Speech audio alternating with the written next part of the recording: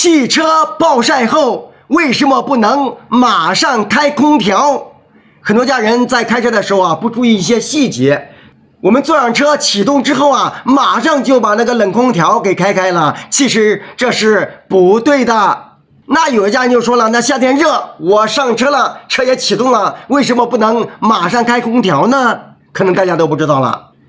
夏天天气非常的热，当太阳暴晒之后，你这个车内的温度是非常高的，而你这个汽车又是刚刚启动，各个环节还没有完全的到位，包括水箱一些水还没有加热，这个时候我们突然让它制冷的情况下，它就会对我们汽车里面的空调各个系统造成一定的危害。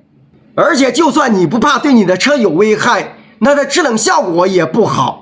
那正确的方法是什么呢？应该是我们上车之后先把4个窗户把它打开，让外面的风进行流动，把我们车内的这个空气带到外面进行交流之后，然后你开了一会儿，看看这个水温那个水表，看看你这个水温表往上提升没有，如果提升了，这个时候就可以去开这个空调了。